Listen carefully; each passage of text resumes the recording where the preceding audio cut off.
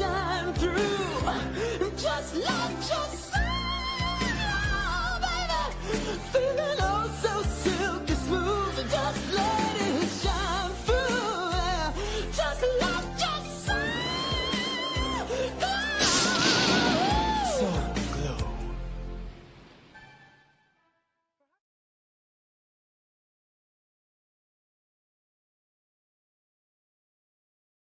That means that we punched our ticket to go try to win a Super Bowl, and that's it.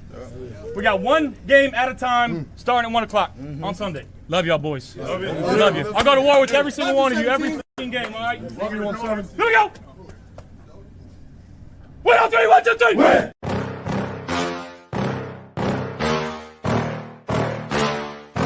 Yeah. Please tell me that I can't, that I won't, that I fail, that I'll never make it out, yeah.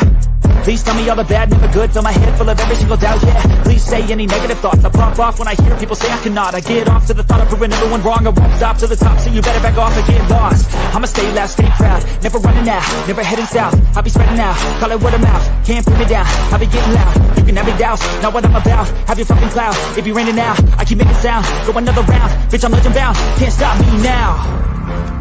You don't wanna fuck with me, I slow burn like a disease. Just tell me that I can and show you things that you couldn't believe. Just tell me that I can. Just tell me that I can. Just tell me that I can. Just tell me that I can. It's showtime. Welcome to the Reese T. Bills Mafia Tailgate Pregame Show. I'm your host, Tommy, and next to me is Mr. Aramis, also known as King Aramis. What up, Aramis? Man, I'm great, bro. How you been? Dude, I'm good. I'm good. Here we are, week 10 against the terrible Miami Dolphins. We need to take care of business today and take care of business moving forward.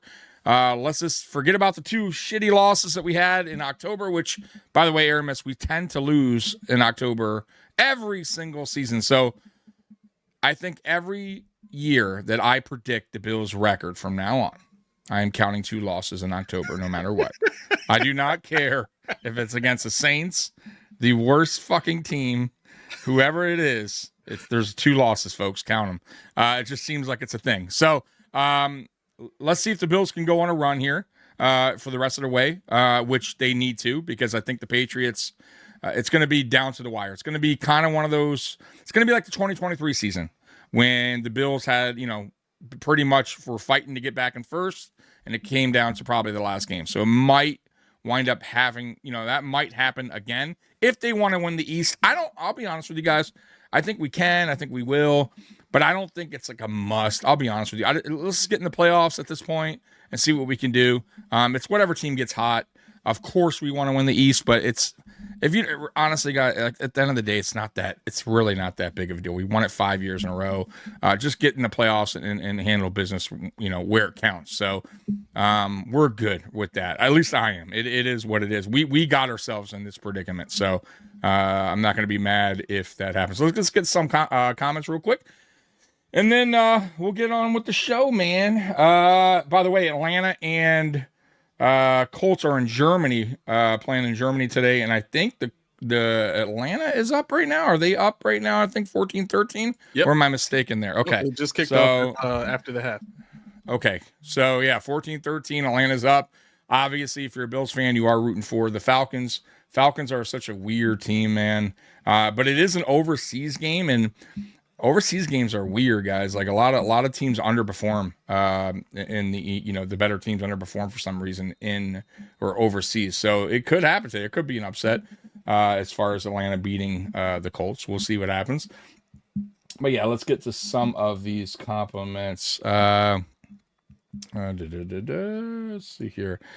Tommy, out of beer. I am out of beer, which sucks. I got 1 beer, so it's not going to do it. I usually have like 3 beers for the game. I'm not a heavy drinker, but yeah, I like to have at least 3, and I'm down to 1. So, Mr. Fulton, most interesting man in the chat. Morning, Tommy. I have big, huge news today. See, I tell you, this guy's the most interesting man in the chat. I'm going to be on the radio on Saturday, December 13th. I'm going to be doing a solo. Look at this guy. doing a solo performance. He's the most interesting man in the chat. It's Mr. Yeah. Faker, man. I mean, he comes here, he lets us know about, the dancing. I don't know what he does. Dancing, singing, he does everything. I'll drop man. a Twitter link or something like that. I need to see what's really going on. It makes my life really boring. Put it that way. Like, I have a really boring life when it comes to Mr. Fulton. Sean Kula's in the house, by the way. Sean Kula. So I don't know if you heard about the report that came out about Jalen Waddle. Saw it this morning. That supposedly we did give them or offer them a first and a third, but we weren't willing to give up the 2026 first. I guess that's what kind of messed the trade up. Which why who cares? Right? Like what are we talking about here? Like it's the same. We're gonna be around the same pick every year, around the late first round. So what does it make a difference between this one and the next 2027? It makes no sense. So. Right. If true, now mind you, these reports sometimes are bullshit, and but if true, which it could be, bad move, terrible move by Bean. You have to pull the trigger there, especially if that's what they wanted. It's worth it. I thought a first and third is not terrible for that kind of player, but that also tells me that he's a bullshitter when it comes to the receiver room, and he's happy with the room. Like you don't go and call about receivers if you're cool with the room. You know what I mean? So that part I don't like. Like if you're cool with the room, then fine. Then and you made no calls about receivers. Hey, you know what? You're a man of your word. You like it. I don't like it, but cool. You like it. Hey, I'm all for that. But don't do any moves and then say I'm cool with the receiver room. I like the receiver room and how it is, and then come to find out you were calling all over the place for receiver. Just makes zero sense. So. But once again, I get it. At the end of the day, look, man, if the price was too steep for you, it's too steep for you. Let's see if it backfires on him. I hope it doesn't as a Bills fan. But yeah, I mean, for me, Aramis, you got to make that move. What do you think about the trade deadline? I didn't really get to talk to you much about that. Yeah, I mean, listening to Bean's press conference, I think it was clear that there were some higher profile players that they were trying to go after, as opposed to trying to find that, diamond in the rough to bring into this offense to give it a different dynamic, right? So when you listen to Bean talk and you hear him talk about, well, you can't just walk into a store and, pick, whoever you want and tell them what price you're going to, this is what he's talking about. That's why to me, this report is believable, because he basically gave you that scenario of, well, we can't just, go and grab a guy. And then he made the comment about, everybody in the NFL is up for sale. 99% of the guys. Well, Jalen Waddle is part of that 99%, even though he's a higher profile player on that team and a guy that you wouldn't think the Dolphins would get rid of. Everybody is for sale for the right price. It just matters. It just depends on what you want to give up in that deal. So looking at this situation and kind of having now a clear picture that because I had heard some stuff about, potential trade for Myles Garrett and now Jalen Waddle, it was clear that this is not, and I'll throw this in there too, because Brandon Beane did say he wanted to do a deal, right? Yeah. Now, he seemed like it, right? He was calling, so at least I'm happy with that. Go ahead. But I think what we kind of got to pay attention to this part too, because I mentioned this before on my show, where Sean had said in the press conference Wednesday, or I'm sorry, I think it was he said it in the press conference Wednesday. A media person asked him, how you just talk about how the the process of making a trade, like how does that all work, right? And so Sean goes on to say, well, I usually assess the team and figure out what our needs are and communicate that to Brandon, and then he goes off and he does his thing. Well, if Sean is coming out in the press conference the previous week and saying, I believe in the guys we have, and then a deal doesn't get done, well, what does that tell you? That tells you Sean didn't see a hole in the team, so he didn't see anything that needed to be done. So what that meant for Bean is you can go out and make a deal, but you're not going to just give up whatever it takes to get a guy, because according to your head coach's mind, we don't need anybody else right now. So if you can make something happen and we win that deal and it's mutually beneficial, then great. But if it's something where like we see in this report, you got to give up a first round pick next year, I don't think Sean is up for that. I think Sean likes this development of all the the young defensive players and all that kind of stuff. So that's what leads me to believe that this is really as Sean much as show. No, I think this is really a clear indication of where Bean is in the hierarchy and where Sean is in the hierarchy. Oh yeah, absolutely. So basically, if there's a deal to be made, sure, but don't be overly aggressive. I think we're cool with what we got here on the field today. I'm with that. I agree with that. But I still, like I said, that what I caught from the press conference from Bean was it had no listen. I get the cap thing. I understand. Like I know Keys is really love my dog Keys, but he's really set on the cap thing. Yeah. Look, Bean. Here's the deal. I understand the cap. We all do. I get it, guys. But at the same time, Bean does too. And he came out and said in the press conference, he's still probably would have made a deal knowing about the cap and if there was a deal to be made there. Clearly, he would have made it happen because he wanted to make calls. He made calls on guys that would have went way over the cap. So clearly, he knew that he didn't care about that part. He would have made it work. He would have whatever had to happen. In order to get that player here, he was willing to do, maneuver the cap, right, to make it work. So I don't buy into the whole that's the main reason that, there was no way the Bills were ever going to go and try to get somebody other than a player that we're only going to fit in the cap. And then to Spin's comment, look, what I said was if you're not going to make a move, at least try to go for a double or a single and get some help. Like, giving up a 6th-round pick or 7th round for like the linebacker, for instance. Yeah, Luke for me, Wilson. I get it. Yeah, Luke Wilson.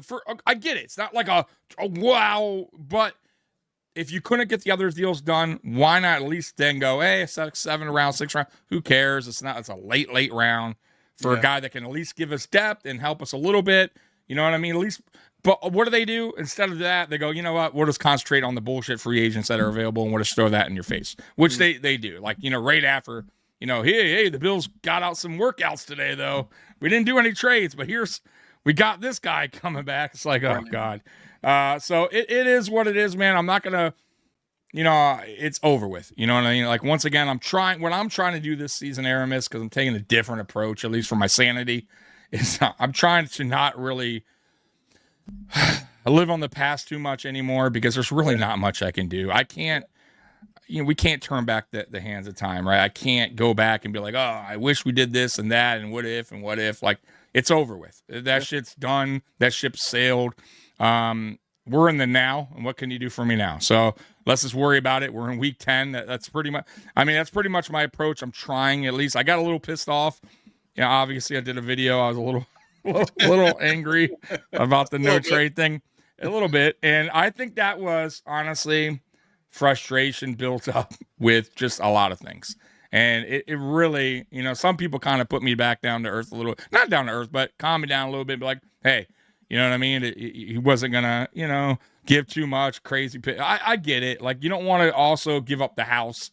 Totally understand. But that report this morning, if true, that's not giving up the house. I think that's more than fair for a player like that. And absolutely, that's a little bit worrisome, in my opinion, because what I was saying too, Aramis, I don't know if you agree with this, but I feel like when a team's on a rebuild and they bring in a new coach and a new GM, they all have goals in mind, right? They have a process. The process, and they have an outlook, which everyone should, right? When you get hired in that kind of position, you should go in there with, and I'm sure they talk to the owners and go, hey, this is the plan, right? Like this is what we want by year 3, year 4, year 5, like, right? And your ultimate goal should be a championship, right? I mean, that's what the ultimate goal is, I think, on any sports level, right? Should be. The goals, like your end result should be a championship, right? No matter what. But I get realistic, and you got to go through the motions.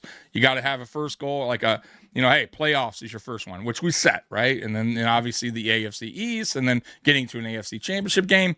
I get all that. But when you're this far into your process, year 9, and you're kind of doing the same thing over and over and over each season with the same results, eventually, at least in my book, you need to take a detour.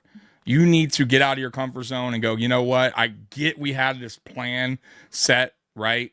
But we're year 9 in, and it's kind of like we're having the same problems, right? We're falling into the same, same thing in the every offseason where I'm having kind of the same press conference with you guys. We need to do this. We need to improve the defense. We need to, blah, blah. It's the same kind of talk, right? So to me, this was an opportunity, like I said, and that's why I kind of got a little frustrated with the deadline. It's like, dude, Bean, like, step out your comfort zone a little bit. I know you don't want to give the first round of the 2026, right? But that's what I'm talking about right there. If that's true, like, go ahead and do that, man, because I know you don't want to. I know it's a little tough for you. You haven't really done it before. Like, you're not comfortable. But, dude, what you got to sometimes take a detour, right? Because if you keep going down the same road you're going or the same path, and it's kind of maybe lead nowhere. And that's my concern. Because I tell people all the time, I don't really, like, I'm still, like, cool with Bean in a way. Like, I still respect some of the things he's done. I don't think they've all been bad. And really, honestly, it goes for McDermott, too. I don't think it's all been terrible. But, dude, like, there comes a point where, guys, you got to switch things up. You have to take more chances as a GM, even as a coach, even, right? You have to understand things are continuing to be the same result. It's time to take a detour. And, maybe I'll say this, though. I think Sean McDermott has somewhat a little bit gone that approach kind of this season with taking over the play calling again. Like, so you kind of see it a little bit. And I know he's done that way in the past, but maybe he's starting to see like, hey, maybe I do got to switch things up a tad, right? Get younger players in there, right? You see the youth movement now that really wasn't a thing in the past. So maybe they are understanding that, Aramis, but that's my thoughts on it. What's your thoughts on the whole, just kind of getting out of your comfort zone and doing something different? I don't think that's Sean's desire. I think he has a picture in his mind of what he wants things to look like. And what he's trying to do is he's trying to take the most disciplined and most cautious way to that place, right? And when you think about the question he was asked in the press conference by Sal Capaccio, the last couple of weeks, is this the type of football that you want to be playing? And before Sal could even finish the question, like, Sean is like, yes, yeah, he couldn't wait to say yes to that question, right? So I think when you're talking about a team that has the highest percentage of run versus pass in the NFL right now, in the Buffalo Bills, we are now a rushing team. I think this is what Sean wants to see. He wants strong defense, strong run game, and pass when you absolutely have to. And then even when you do pass the ball, it's going to be very calculated and very highly efficient. And we aren't going to put the ball at risk, right? So I think when you're talking about trying to change things up and do things differently and all that kind of stuff, I think that's out of necessity, because this is where, and we saw this very early on, because our first offensive coordinator that Sean ever hired was Rick Dennison.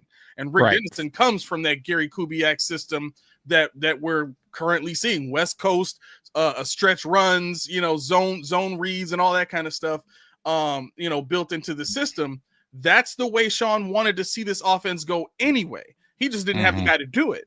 So I think this is kind of always where we were kind of destined to be. But again, it took, Sean working through the Dayball era and trying to find a guy that could, implement all the things he wanted to see on offense in a way that works in today's NFL. So, I don't think that, we'll see a lot of extravagant things, in the next few seasons. I think we're going to see kind of a double down on, defense and run game. We're seeing. I agree. Mikey says the same thing. And I'm with him. I totally agree with that as well. Like, I think this is kind of what he envisioned when he got here, what he wanted. But the only problem, and I don't care. Like, look, man, I'll be honest with you. Whatever works, man. Whatever gets the job done. If that's what it takes, I'm cool with it. As long as it gets the job done. Like, that's the key part, right? Yeah. but I just feel like the only part of the whole thing I don't like is you're kind of boxing Jocelyn, right? Exactly. Like right. That's the only part. Like, Go get Jones if you want to do all that. right. That's my only issue with it. However, on the flip side, if it works and it gets us to what we want, right, which is a championship, for us as fans, we could care less if Josh is boxed in as long as it gets a Super Bowl. Right. But that's my fear, that it won't work necessary. It won't work because you're kind of boxing him in and you're taking away other elements of the game that Josh can provide. And that's my only kind of concern. And I guess, you know what? No, that's not my only one. My second one is the Bills tend to do things differently in the playoffs. So they'll go, things will be working like on both sides of the ball throughout the regular season. And then they get in the playoffs, and I don't know what it is. And I think it's more on Sean McDermott. Yeah. Just, like tightening up and then just kind of like going with different game plans or different, like, it's weird, but he does it all the time. And that's the whole getting out coach thing. And I think that's nerves as well. Because, in the first round, we're usually cool. We're going against a wild card team. We're usually the better team. And, he's probably the better coach. We're going against not the greatest team, maybe because it's a wild card. But then when we get into the next round, start to see things get Sean gets a little tighter. And then, of course, when you go against the big dogs, that's where Sean really tightens up and things really we just don't play the way we played in the regular season or even prior. So it's odd. I hope he changes that. Scott, Tommy, if we win the number 1 seed, do you think McDermott gets coach of the year? I really don't, because I've never even heard him come up as coach of the year, and we've been a winning team, at least regular season. Yeah. I think they just see it like we should be a number 1 team going in, so they don't really give him much love, Yeah, the numbers don't support it. Sean McDermott is I think widely regarded as more of a head coach than a defensive coordinator coach. You know what I mean? People just don't see him in that ilk of coordinator coach. I think we're seeing it now, but his whole career here as Buffalo Bills head coach, he's tried his hardest to just be the head coach and kind of remove himself from defensive coordinator duties. So I don't think he'll get that just based off of, he's got job talent. It's too easy. Exactly. And this is usually coach of the year. It goes to a guy like maybe like the Colts coach might get it if they continue on, Yep. I don't know. They're losing this game, but we'll see what happens. But a team that's wasn't supposed to perform at a high level performs at a high level. So that's usually coach of the year. And once again, I could give two shits if he wins it or not. Let's see, Sean. Also, what's wrong with running the ball with being a run first team when we have the best run game in the NFL? That's how you. I never said there was anything wrong with it. I don't know. I didn't say anything wrong with it. Like, well, I'm cool with not being run first, but I want to be balanced. There's nothing wrong with that. You know what I mean? I don't know about run first though. It is run first based on the numbers. It is wrong. It is, but I could once again, whatever works for me. If that's what works, if that's what puts points on the board, and we win games, which is the most important thing. It is what it is, guys. Like, I'm not going to complain if we're winning games and putting points up. I don't care what we are. You know what I mean? That's as long as you're consistent with it.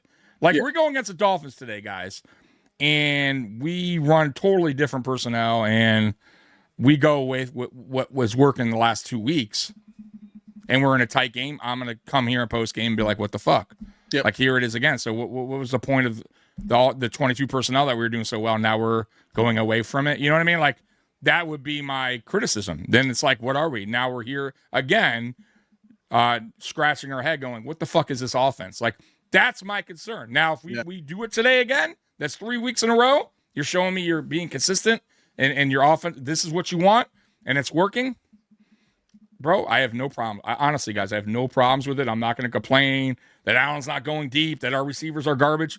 I don't care. Like if this is what's working, go for it. And I'll be honest with you. I started watching Aramis. I started watching some film breakdown of the 22 personnel that we've been running, and it's good. It really works well when Gilliam's out there and they're running that scheme.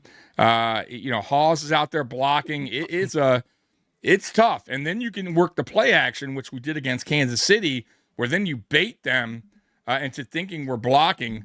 with Gilliam's in there, and we go with play action, and that hit Knox with that 30-yard pass. Like, that's what, now we're cooking. Like, that's what I like to see. And Allen was under center, by the way. That's how you get a good play action. Turns your back, play action. Defense is already swinging to the right or to the left, wherever that play was. I think it was to the right. And then, boom, you got it. They don't see the ball for a split second. All it takes is one split second for the defense to react, and then you get them off their feet, and you got a 30-yard pass to Dawson Knox. Like, I think that's it. Go ahead, Aramis. I think you have to look at the numbers to tell you how well it's working. Because while we're sitting here saying, the play action and lining Josh up under center, I think a lot of people would also say he doesn't look comfortable under center, and we know this to be true. He's not comfortable under center. So that is true. When you're looking at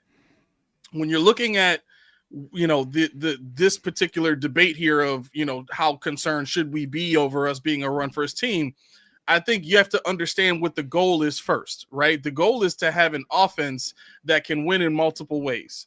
And right now, this team has not shown that it can win with just the pass. It hasn't shown that in any game this season against competent competition.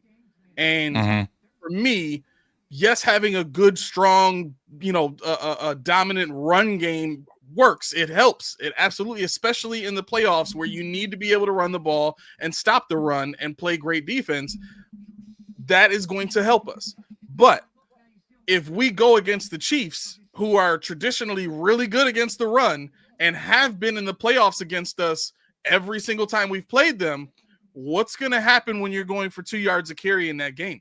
What's going to happen when James Cook only ends up with 80 yards and maybe one touchdown, and you're only able to score 24 to 26 points in that game? Right. And the Chiefs can put up 29 on. Like, we've seen this before. So I think it really just comes down to how much do we see the gears turning for each side of the ball? And if the run game is going, but the pass game is not, we can't just say, well, you know what, we're a great run team, we'll just win that way, because that's essentially what they're doing now. They're just saying, we'll try to get better at the pass. We're not going to throw everything we have to, that we possibly can at it. We'll work it out. We'll figure it out. We'll trust the process, and we'll just develop. And by playoff time, we'll just have it working. Okay. Yeah. That's been the hope every year, though. So I'm actually with you on that. And I was saying that at the bye week when I was, just not happy at all with the receiving room. And I said the same thing. It's like, here's the problem.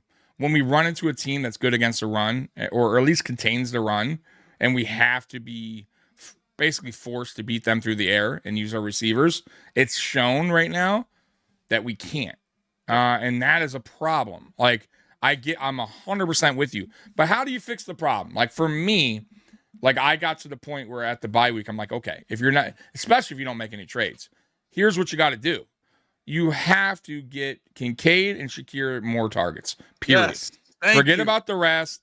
I mean, I want the rest to be involved, but at this point, they've shown me, or at least Brady and maybe company, maybe the players too, have shown me that it's just not working, or they're not capable of performing that how I want them to, or we all want them to. So what's the strategy? Okay. You get Kincaid more involved, you get him more better route trees, combinations, scheme him up better. And then Shakir, I don't give a fuck if he has 50 yards, but get him 10 targets, 9 targets, 8, get him involved. Let the defense know that this is our guy. He's our one. I know we know that he's not a true one, but you know what? Right now he is. Use him as a one, treat him like a one, and Kincaid treat him like Travis Kelce. That's what you need to do. Okay. So basically Kincaid will be our one mixed with Shakir, and just get them targets. That's the only solution right now until we get a better option at receiver. And that's obviously not going to happen this year because we didn't make any trades. So that's how I see it. Everyone else, bro, I'll be honest with you guys, even when Palmer comes back, it's going to be the same shit. You'll have a game here and there where he'll have 5-6 targets, and then he'll have a game with 2. I mean, it's not going to, I could be wrong, but I don't see that changing. Curtis Samuel, garbage, same shit. Don't even expect anything. Elijah Moore, same thing. Now, what I do want to see from Elijah Moore, Aramis, what I saw last week, which I liked, get him a couple of those per game, at least. Try 2 or 3 maybe a game where you're going a little bit deeper with Elijah Moore. Just 2 or 3. I'm not going to even complain if they don't even hit, but have him do that. Like, at least tell the defense, we're going to fucking throw this. We're going to throw a couple shots deep to this guy. Yep. Like, so then they know, because that's the other thing. Teams are like, they don't respect the deep game, right? Yep. They're like, Elijah Moore, he's not getting it. They're not even going to throw anything his way. Like, but if you target him, even if you miss, at least it's out there telling the defensive coordinator, the defense, hey, we got it. Whoa, shit. Like, they just fucking try to throw a 40-yard pass right to Elijah Moore. Right. We might want, they might go back to it. Like, so at least 2 or 3 targets, I'm cool with that, because that's what he is right now. Like, I don't expect anything else, but at least throw that. And then Keon, bro, I just think they're not using him right. And unfortunately for him, I think his head's not in the game because of that. I think he's kind of just, at least for me, it's almost like, and then the way they're talking about him, I don't know if you saw the one presser, they're like, oh, he's, we love his blocking out there. He's blocking. Like, now it's turned out to be like our 2nd round pick. We drafted to be a blocking receiver. Like, this is what he's turning into instead of a weapon. Like, I feel like we should go to him more on slants. We don't. Like, when we put him in a slot and he goes on these slant passes, these crossers or slants, the thing I like about him is he because he's a big-bodied receiver, he shadows the DB or the linebacker. It works almost every time. Every time we run a slant with Keon, it's a positive gain. Yep. And we just don't do it enough. We don't. And I feel like we just limit him week in, week out. Very few schemed up routes for him. It's very basic. We want him to be out there blocking. Mm-hmm. So I'll be honest with you guys. If that keeps going on, that trend, it's going to be a bust of a pick. And it's not really his fault. It's just going to, I mean, honestly, it's going to be one of those things, guys, where Keon's just, he's out there. I mean, and I hate to say it, but and it is what it is, guys. But, and maybe he is not, maybe he's not good. Maybe, I don't know, but I don't see, he's not getting many opportunities. So what I hope for him, kind of like Elam in a way, he gets to move on eventually in time, and then we'll see if he's any better anywhere else, and then we can kind of judge if it was, the Bills or Keon or maybe a mixture of both. But right now, I think for me, and then I'll let you speak, I think it's a little bit of both. I think it's a little bit of Keon just not performing too well, and maybe it's in his head a little bit, confidence levels a little dropped. And then I also think it's just Brady not scheming it up as well to make him better on the field. What's your thoughts on Keon this year, or just in general? Yeah, so when it comes to what we're seeing on the field, I think you have to understand what the plan is for the Buffalo Bills team in general, right? And we have to start with this mantra of everybody eats. And I think the birth of everybody eats was, as Joe Brady put it, it was originally designed around everybody just do your job. Everybody do your 111, be where you're supposed to be, worry about what you're supposed to be doing. Don't try to overcompensate in the offense. And we, the fans, took that to mean, well, the ball is going to get spread around and Josh is not going to have to just focus on one guy. And all of the podcasters at the time were taking that and running with that to say, we don't need no damn Stephon Diggs and blah, blah, blah. Mm-hmm. Well, what we have to consider in that type of offense and in that type of approach to offense is it's very disempowering to the player.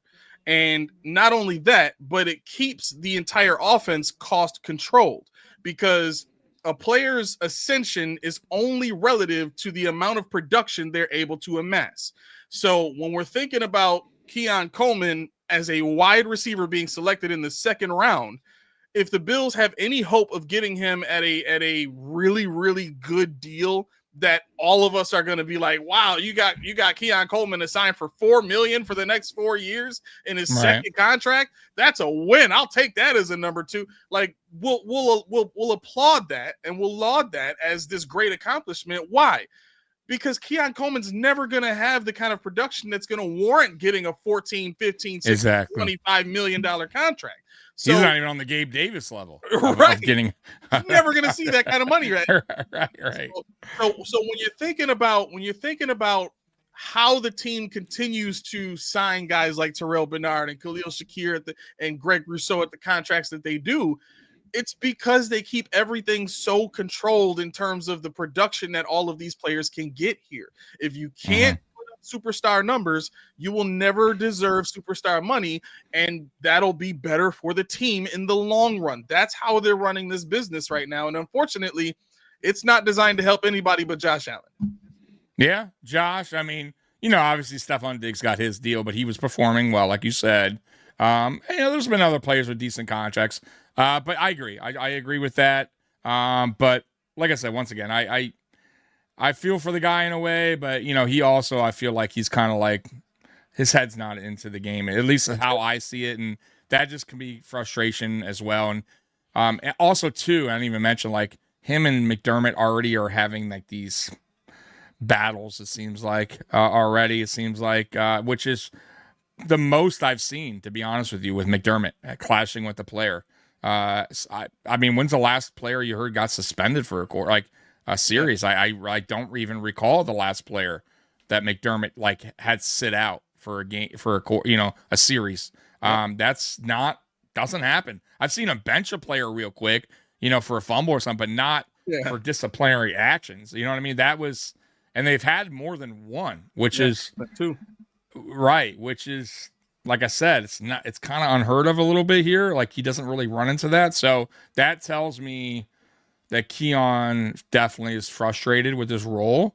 Yep. And they're and I think maybe when he's going to practice, maybe he's not doing what they're asking, or he's maybe giving them attitude. Something happened. Of course, I'm not there. I don't know, but clearly it was something to do with practice or something like that, because it wasn't something off field where he got in trouble. We would have heard about it, right? Like a DUI or something like that. So clearly something's going on in-house that McDermott and him are just not seeing eye to eye. So we'll see. That's something I would say that's interesting to watch while Keon's still here on the Bills, to see how that relationship, if that relationship starts to really get bad. And if it does, trust me, McDermott will have Bean ship him off, like he did Diggs. It will for sure. And that will be even an easier decision, because Diggs was a playmaker. That couldn't have been too easy at that time. So, and by the way, who said this? So to respond to this, Sean, my buddy Sean, also our run game has never been this good. How can we say we can't do it in the playoffs? So that's a real easy. I just told you, because we go away from things that work. We did it last year. So last year, James Cook had a really good year too. You can't say his last year was okay. It was pretty damn good. We didn't even have him in the game, in the Chiefs game, in an important drive. So we went away from it. We absolutely did. We barely ran Cook in that game. So it's not like unheard of that we go away from what works. We've did that before. So it wouldn't shock me. I'm hoping that he understands that you can't do that. But yeah, Sean, it happened last year. You remember the game. I mean, everybody talked about it. It's not just me saying it. It was known. Why isn't Cook on the field? Why is Cook off the field on third downs? It was a topic of conversation after that game. So, and you can't tell me that Cook wasn't running, good last year. He was, obviously. So, and in that game, not even was he running good that year. He was running good in the game. So, Sean, that's something that, don't ask me. Talk to Sean. Talk to the other Sean, McDermott Sean. So real quick, that comment that you just put up there from Sean says, I don't know, Aramis. I doubt they would purposely not get good production from, I don't know who he's saying, just a penny pinch. Yeah, I don't know who he's talking about. Yeah, so let me say this. Everything that I say I say it because there's backing behind it, right? And I did report this on my show. I don't know if you were watching at the time, but this was told to me by a player that they did not put Cook on the field on 4th and 5 or really any of the big time downs because he's in a contract year. They did not want him based on the game he had already played where he basically made money for himself in the AFC Championship game. They did not want him to be the guy that ended up getting the ball on 4th and 5 and making yet another big play to amass more leverage over the team to get a better contract. So I'm telling you what I was told. I don't say this stuff just out of opinion. This is stuff that was reported, that I've reported, that was told to me by a player on the team, that they took him off the field because they didn't want to have to pay him. And teams do that. That's interesting. I mean, it's a bad thing to do, but if true, I don't know. You know, I'll go with you and your word because obviously you've been right on some things. But I'm not saying it because I don't know if that's totally, you know what I mean. But it would make sense. I get it. But man, to cost your team at the same time that's if you're doing that, that's a fireable offense.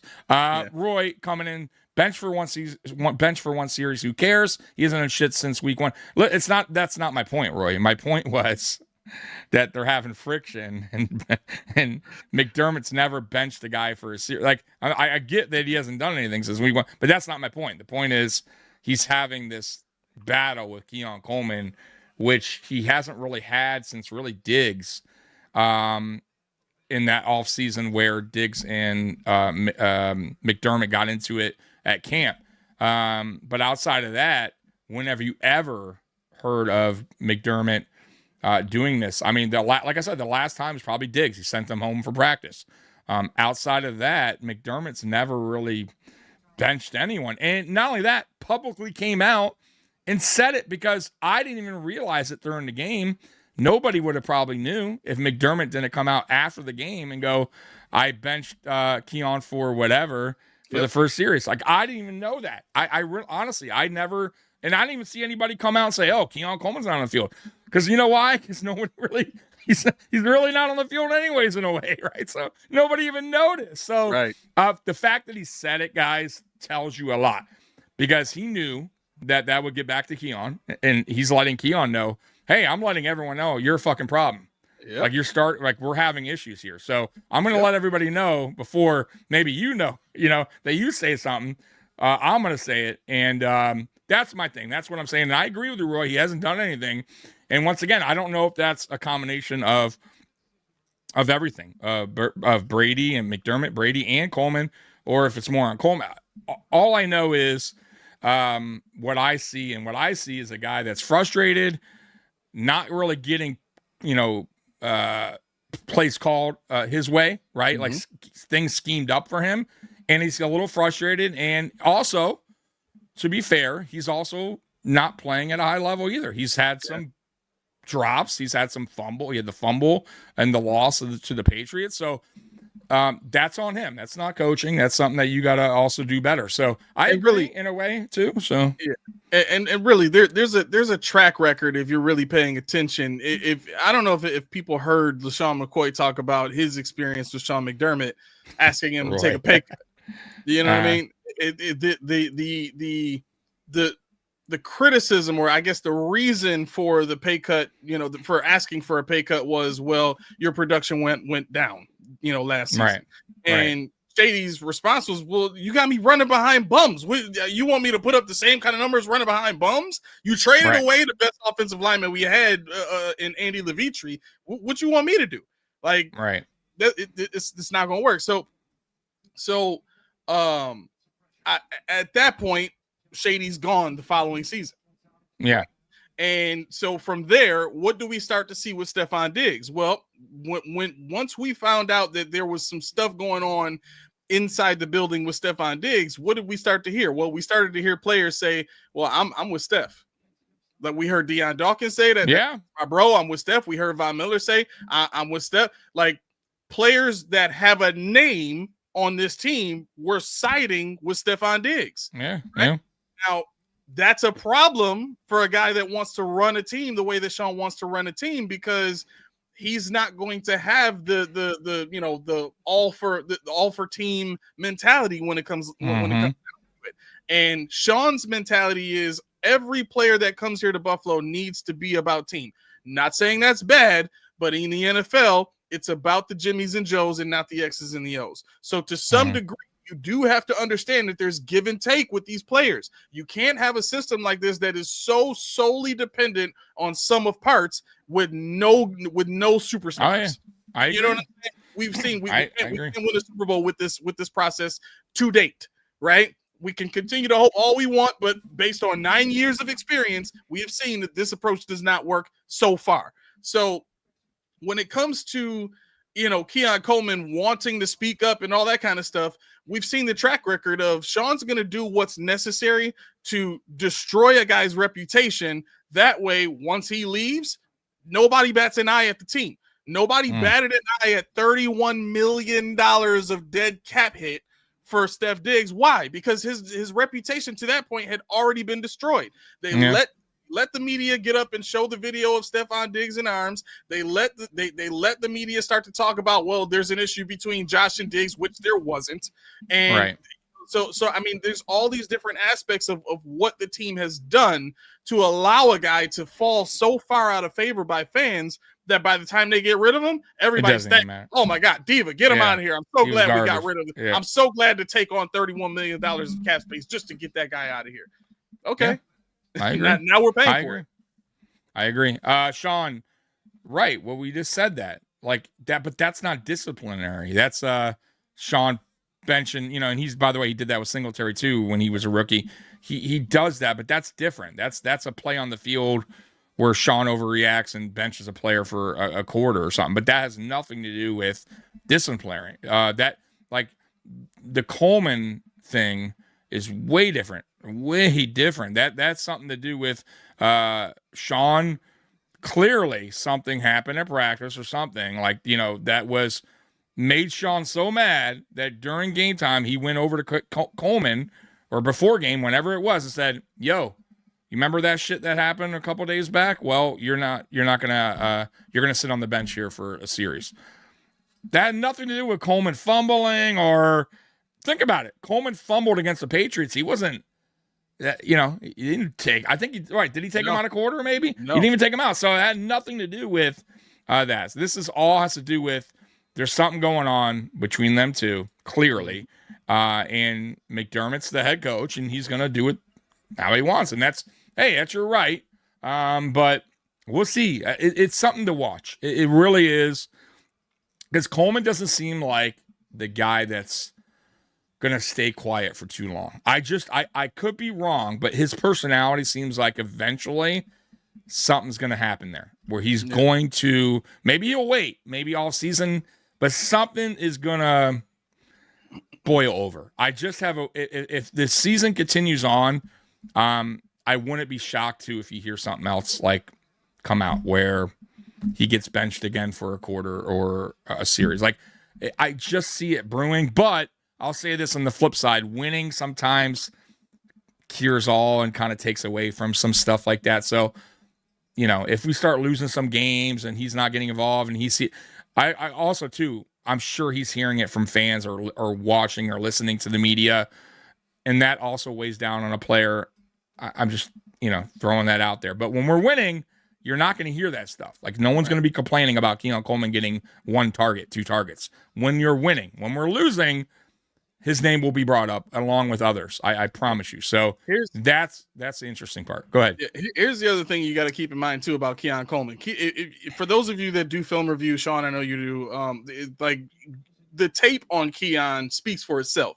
He is getting open, and he is being in position to make plays for this team. The ball's just not coming his way for whatever reason, right? So that's documented. That's on tape now. And the second we let Keon Coleman walk out of this building for nothing because he hasn't produced here, some other team is going to look at the tape and say, "Oh, we know exactly how to use that." Case in point, Daniel Jones, right?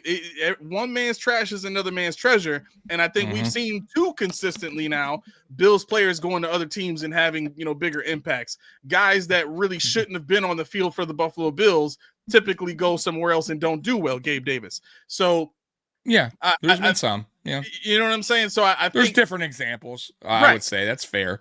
Right. Some shined, some didn't. So that's why I said, like, it's always interesting to see. That's what I was saying earlier, Aaron. It's always interesting to see how another player does after he leaves here, to kind of, then you can kind of judge it a little bit better. If it was more on the player, if it was just the player wasn't really that good to begin with, or it was more on the scheme and the coaching. That's why I always watch when these players leave, because especially guys that I thought were going to be better here, and they underperform, and those are the guys I'm like, let's see how they do somewhere else. Very curious, in a new system, new scheme, new coach. So Sean, I don't mind benching for not being somewhere on time. So here's the deal. I'm fine with that. I never said I wasn't. I have no idea. Once again, Sean, I have no idea what happened. If that's the issue, cool. I never said that I disagree with it, or I have no idea what happened. All I'm saying is, because you're missing my point, is there's issues there. There's already issues building between our second-year receiver and our head coach. That this is now twice, and that's all I'm saying is there's some friction there. There has to be, because it doesn't happen much. Meaning this team, like, name a time outside of Stephon Diggs where Sean McDermott, at least that we know, got into it with a player, or had to send a player home, or benched a player because of discipline. It doesn't happen much. It just doesn't. Like, players here are pretty good at, that we don't have guys that act out. So, or go against a coach or whatever. So that's my point. I'm not saying that maybe it wasn't warranted, and maybe it was, but my point is, then, if it was warranted, why is Keon acting out now? Right? There's something going on. That's all I'm saying. And once again, it could be his fault. It could be both's fault. I just have a feeling that it's not going to work out. It's heading in a bad direction, in the wrong direction, that is. So, and Keon's not bad. I think Keon is a player that could get better.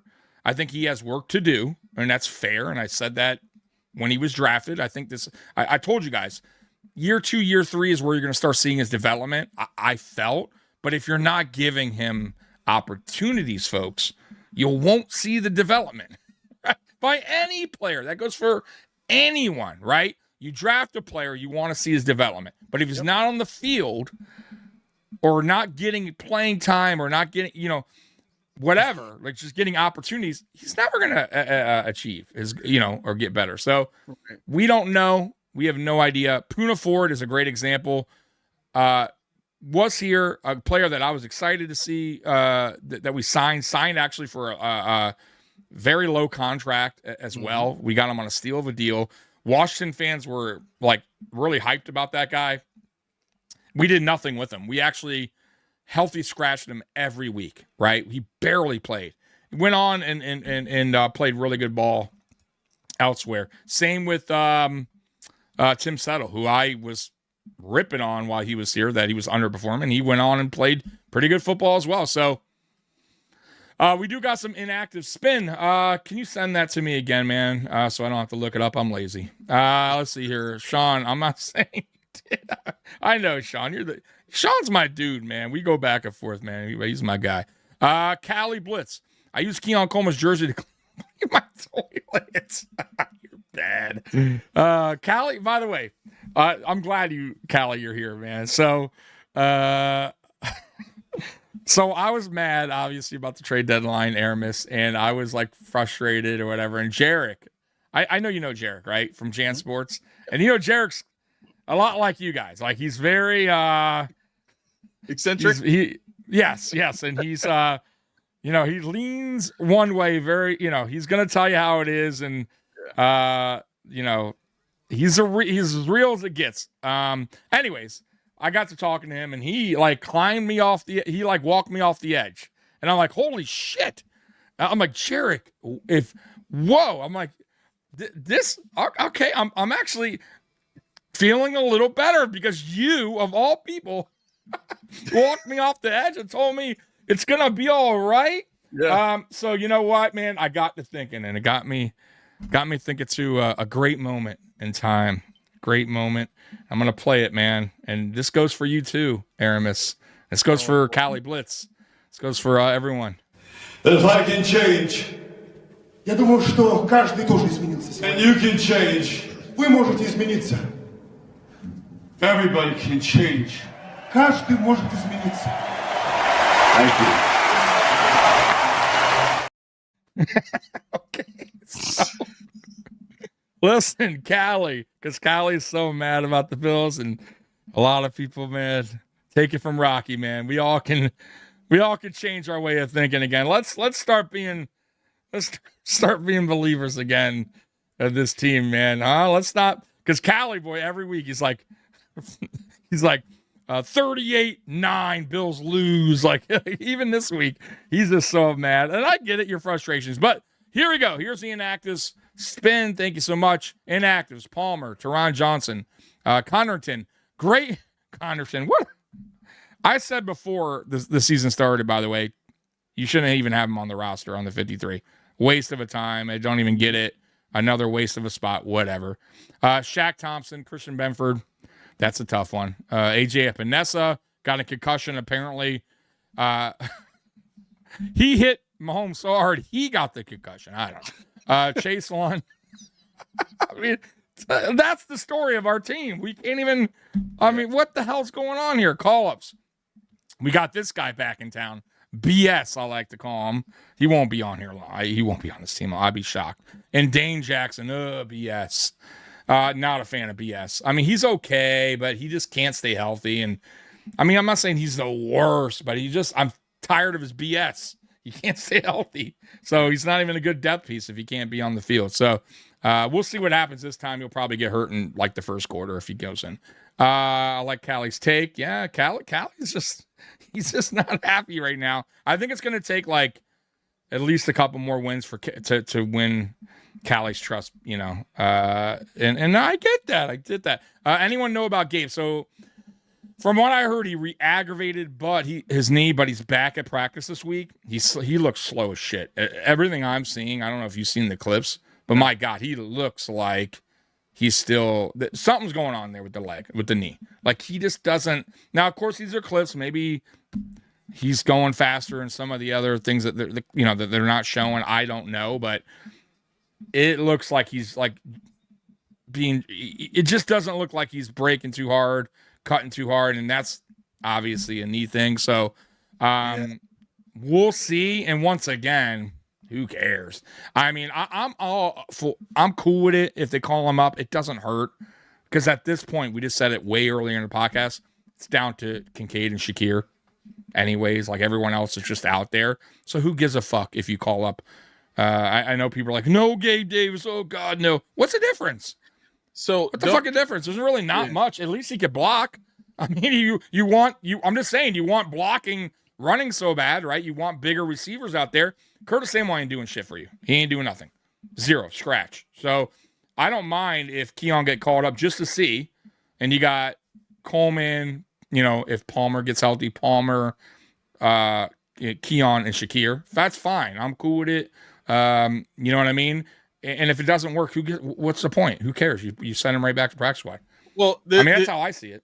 Yeah. The issue here though is when you put Gabe Davis in the game, what are you asking him to do? Because for what Gabe Davis is as a big body receiver that can block and all that kind of stuff, Patrick Peterson told everybody, he basically exposed Gabe Davis in our offense 2 seasons ago when he said he only runs 3 routes and they're all in breaking routes. So if this team only trusts Gabe Davis to a certain degree, running a set number of routes or whatever the case may be, it's not to say his role may not be different. It's a different offense. We can't say that for sure, but we also know that Gabe Davis was not a great separator, and he does not run a full route tree. So I would not want to put yet another guy out there that they're probably rushing back from injury. And I can say that with about 85 to 90% certainty because of what I've heard about what they did with Jordan Poyer this season. Like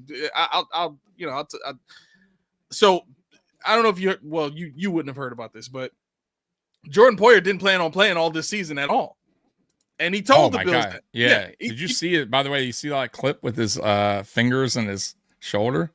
No. Did you see? You didn't see that? Oh, dude, No. I got to show you. Yeah, you got to Stay, hold that conversation. Pause it because I got to show it now that you're on. Because I'll totally forget about it. All right. I have to show you this to you. Hold on. Let me get to it real quick. Yep. You're gonna be like, "What the fuck, dude?" Like, now, mind you, I've seen this before on football players, but not on safety so much. Not on the position he plays. So, by the way, his shoulder, which is they show real quickly, is mangled up, dude. It's disgusting. This is from what, the Chiefs game? No, this is him talking after, like to a reporter. So I'm gonna play this. Oh, I probably wasn't even paying attention. This is the one where Yeah. he brought in Max Hairston, right? I'm not sure, but this is he's talking to somebody. But look at his shoulder real quick, and then obviously his fingers is there. But here you go. Oh, hold on. Damn. Those are You can get those things wrapped up. No, it's good. They Look don't- at his they shoulder, don't do- though. They're Watch. just ugly, bro. Man, And that's his fingers- serious. You look like an O lineman with fingers like that. I know that's 13. I got AC with my messed up fingers, bro. That's Oh, dang! Look at those things. yeah. You like those? Those are. So yeah, so that dude is like mangled up, bro. Like, I mean, like his shoulder is a wreck, bro. So yeah, you could tell he's gone through it, man. He has gone through it, and that's why I feel like he's like, yeah, this is probably my.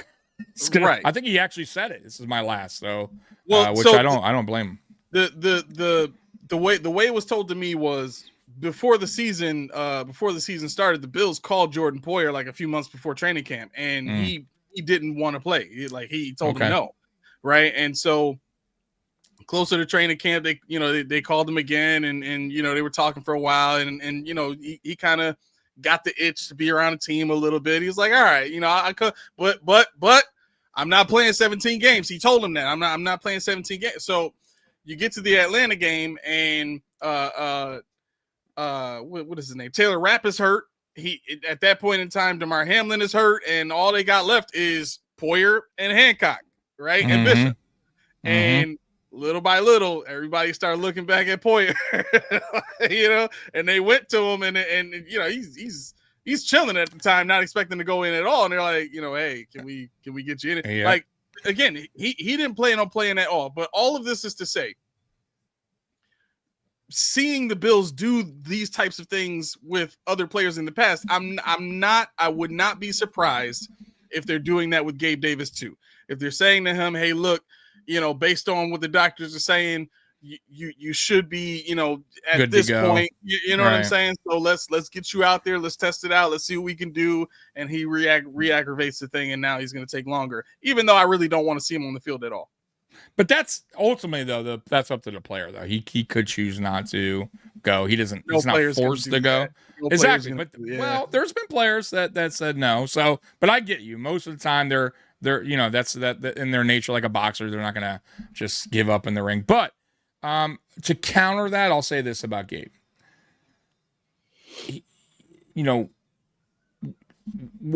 Though he's limited, he has still had bigger moments than any receiver that we have on the field over the last 2 years on this team. I'm just saying, like, games wise. Now, consistency, no, but I'm talking about moments. I'm talking about big yards, 180-yard game, 107. Now, mind you, they're far from in between. I get that, right? There is not, but he's also been our best deep pass catcher throughout the years, right? You can't deny that. He's had some of the bigger, deeper passes. And Josh and him still, they do have a sort of connection that Josh doesn't have with, with Elijah Moore quite yet. Doesn't have really with Palmer quite yet. Doesn't have with Elijah Moore really yet. Like, they're building on it, but it's still.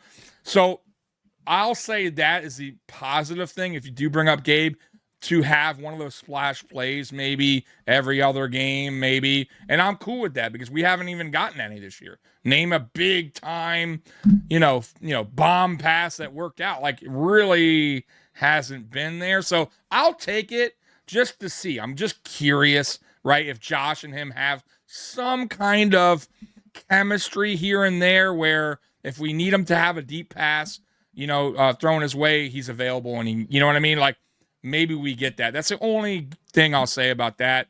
The Poyer thing, I was cool with him. Like, I was fine with him signing, I'll be honest with you, and this is the reason why, like what we're seeing today. And I was hoping this would be this way, and it's actually turning out really good. So the fact that Rapp, and I hate to see players get hurt, but the Rapp injury actually forced McDermott's hand in going this route, which shouldn't have been the case, but whatever. It is what it is. And putting Hancock and Poyer in there, and what that does is Poyer being in there and even on the sidelines for me is it's helping Cole Bishop out and Hancock. But you see Bishop in his development getting better and better and better and better. Sure. Also, the communication on the field has been way better with Poyer out there. And Poyer's not always out on the field, but once again, like I said, he's on the sideline when he's not out there on passing downs, and Hancock's in there. If Hancock makes a mistake, you go back on the sideline, and Poyer is in his ear. He can tell him, hey, man, this is what I saw. It's different when it comes from a player, especially a guy that's been in that position, throughout us, years, many, many years, and in this system, which is the most important thing. So McDermott doesn't need to go over there, or defensive coach. They basically have a coach right there next to him who go, hey, you fucked up there. You got to. I think it's perfect. It's working out great. And also Poyer's not going to be out there long term where he's going to get banged up and possibly hurt.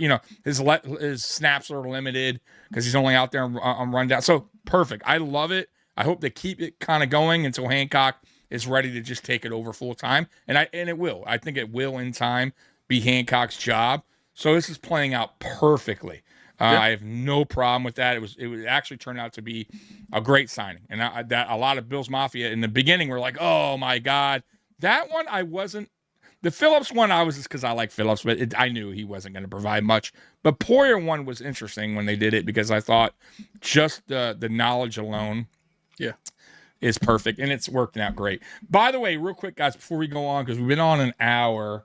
And we're going to get out of here at about 12:45, 15 minutes, 10 minutes before the game.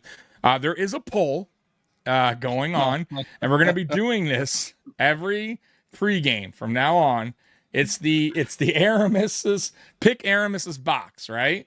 So there's 3 options, you guys. It's in there, and there's a lot of votes right now, Aramis, because I'm keeping track. There's 30 votes right now. Oh wow! And yeah, you can pick a box where Aramis has to give a compliment, which is the toughest one, to the Buffalo Bills, or there's a complaint box, which Aramis, that's right up his Aramis he's ready for that one. And then there's the mystery box. And the mystery box is an interesting one. That one could be anything. Anything. He could have an inside scoop, or it could be bad. It could just be his favorite type of cereal. So it's a mystery. We don't know. So you guys got to pick it right each week. But right now, this is how it's going. 30 votes in, Aramis. 57% compliment. 17% complaint. Of course. And the mystery has 27%. So right now, the compliment box is filling up. And boy, that's crazy, huh? I didn't feels think rigged. that It feels rigged is what it is. It's not rigged. I swear. Guys, come on. They want to see you compliment the Bills so bad. Of course they do. Yep. That's fine. Now I wonder how many weeks this goes on if the compliment box wins every week. This is going to be and by the way, it's going to be a new compliment. So he can't just go with the same one. He can't just say Josh Allen's the man every week. He has to give a different compliment to the Buffalo Bills if that's what's chosen. So, guys, keep filling it up until we get to that, and then obviously when we're towards the end of the show, I'll let you know what the results are, and then we'll reveal the box. I got my popcorn ready for this. Of course. Of course. People are like, no way. Oh my God. So let's get to the game. Let's go ahead and we'll get to let's just talk about the game before we get to the X Factor. So we're going down to Miami. A Miami team that is obviously a fucking mess. They fired their GM. They didn't fire their head coach, and they may not Rumors have it that they're probably not, which is I don't agree with. I think if you're going to clean house, you clean house. At least I always said that. It doesn't matter even if he's an okay coach or I just always feel like if you're going to clean house, you got to just start fresh with everything, the ground up, right? But whatever, that's on their fucking owner. I don't care, whatever. But they are a team right now that is clearly needs draft picks. And they could be in a tank mode. I don't know. They should be. But they're going, obviously, we're heading down there. We're on a high right now. The Buffalo Bills won 2 in a row. They need this win. How do you see this game playing out? I expect it fully to be a beatdown. I do know that that's not necessarily Sean's approach to any particular game, but I just think the distance is so large here between the morale of the Buffalo Bills and the morale of the Miami Dolphins. I think it's going to be very easy for the Bills to not only take over that crowd and make it feel like a Bills home game, but I think it's going to be very difficult for the Dolphins to, throughout the game have this feeling of, hey, we can win this game. I'm fairly certain that their owner at this point is just looking forward to next year and trying to do what's necessary for next year. Like many, by the way, many. Is this not? By the way, this season. I don't recall. I could be wrong, but it seems like there's a lot of bad teams, like more than in the AFC specifically. Yeah, especially the AFC. Holy shit! Like, bro, there's like a lot of bad teams this year. But go ahead. Sorry, I cut you. Yeah, no. So I just I see this game being very easy for the Bills to just kind of go out there, not do too much. Let's not get anybody injured. Let's just get in, get out. Get the W and be done with it. Yeah, that's how I'm seeing it. I'm not going to say I'll be shocked if it's close because who the fuck knows with this team? You know what I mean? This team, every time it seems like we have this, we're favored because we are, by the way, by 8.5 points. We always somehow disappoint that spread line and we win by 3 or we lose. So we should. You're right. We should go in there and just, stomp those boys. Like, they just dog walk them.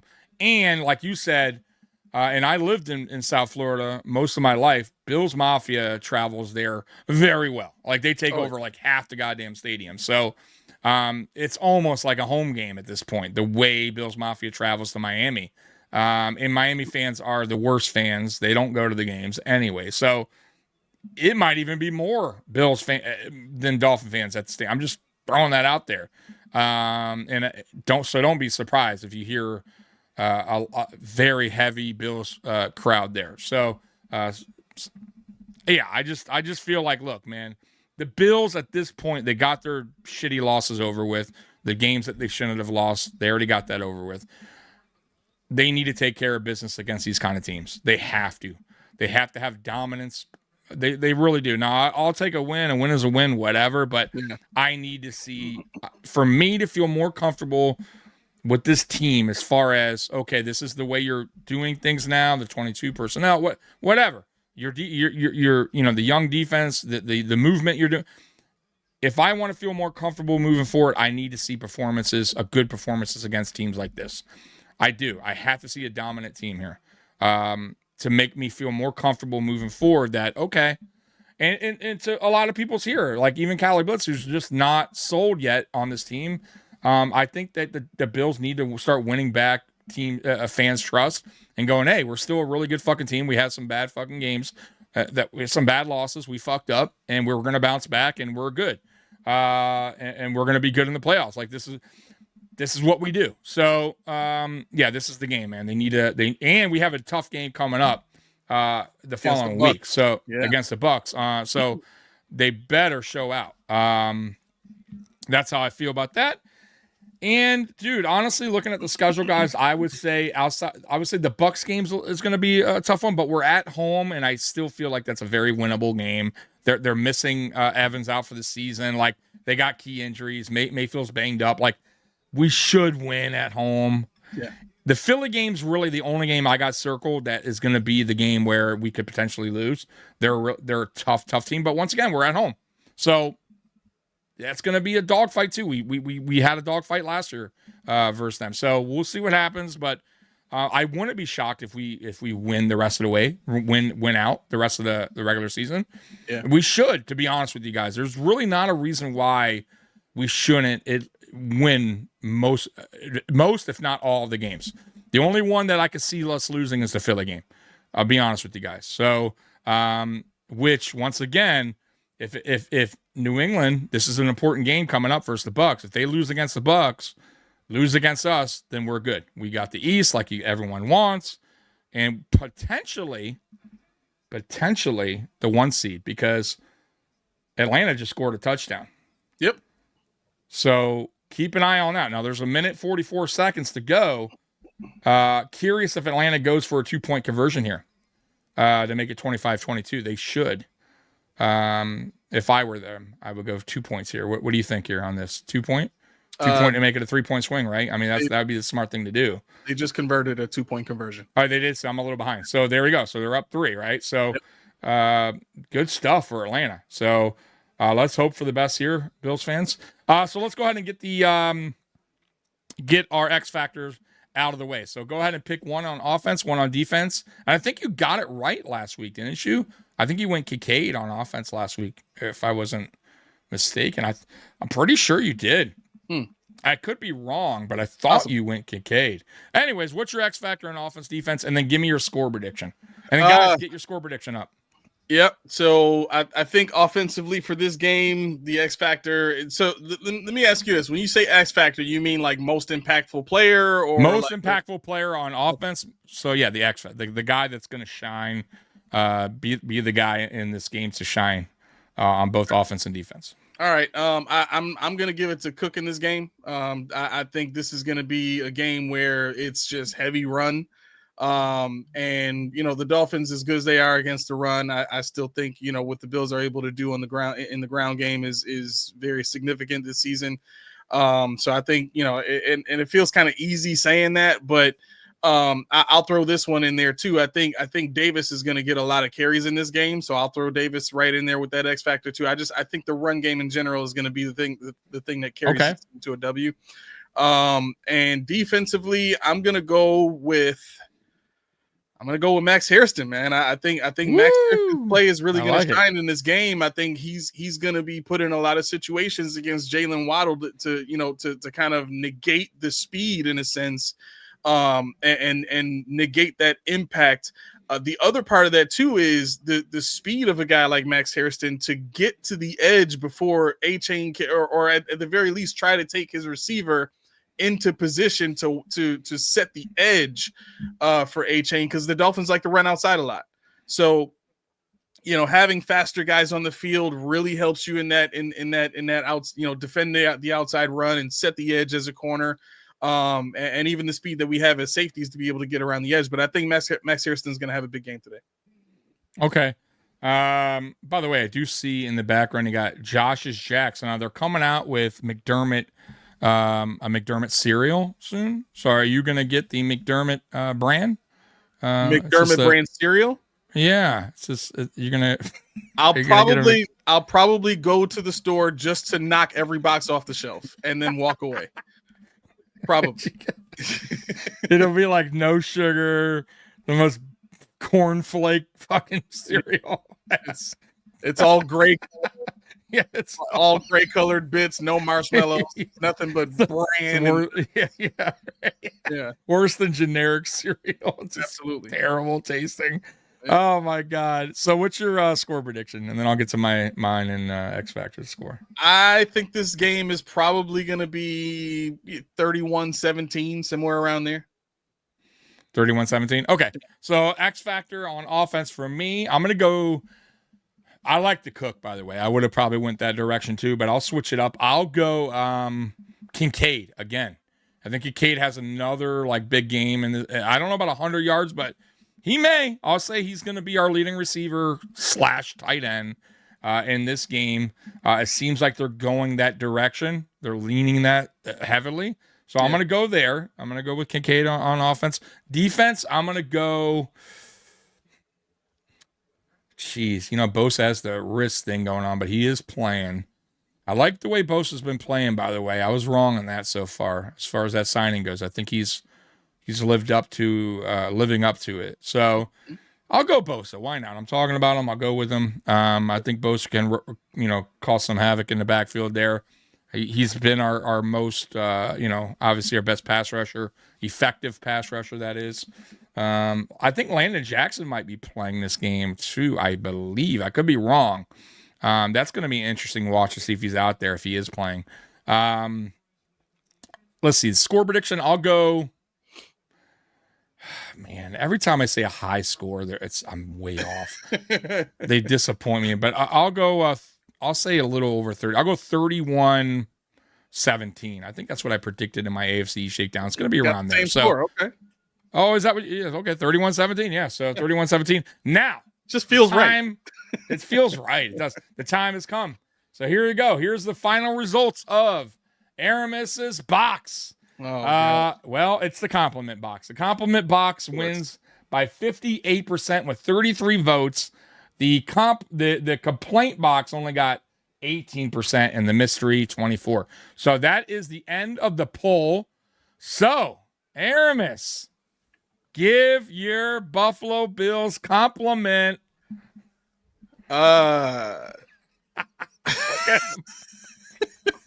Look at this guy. He's gonna have a tough time. Well, I gotta plan this out right, because I know, like, for the rest of the season how people are gonna pick this box. So I can't give like a big generic compliment. I gotta make sure. You never know. It could be a mystery one week. There's no way people are gonna give up a chance to force me to compliment this team. There's no way. Dude, I wish Keys was here. Yeah. He would love this so much. All right, so I will say this. I think this year's investment on defense has been, to this point, a pleasant surprise.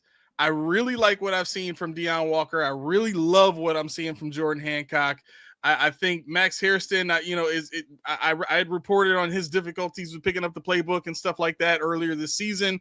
I think what they're doing with trying to just keep things simple for him and make sure he's in the right spots and make sure he's not taking himself out of position by trying to do too much is very beneficial for him in a system that typically works well for corners, young corners anyway. So I think, the investment on defense and the youth movement does seem to be working. So I will give the Bills credit for that. Nice, guys. Look at this. We have to give an applause. Let's see. Do I have an applause here for you? I do have an applause here. Let's go ahead and there you go, guys. He had it in him. He had it in him to give a Buffalo Bills compliment. So we'll be doing this throughout the rest of the season, that you guys can vote on the Aramis's box to see what he brings out, compliment, complaint, or mystery box. Now, let's go ahead and get to the Real Men of Genius, and then we're going to get out of here and watch some Buffalo Bills football. So let's go ahead and get these out of the way. You guys like these? And these are always good. All right, here we go. Let's see. What do I got here? Bud Light presents Real Men of Genius.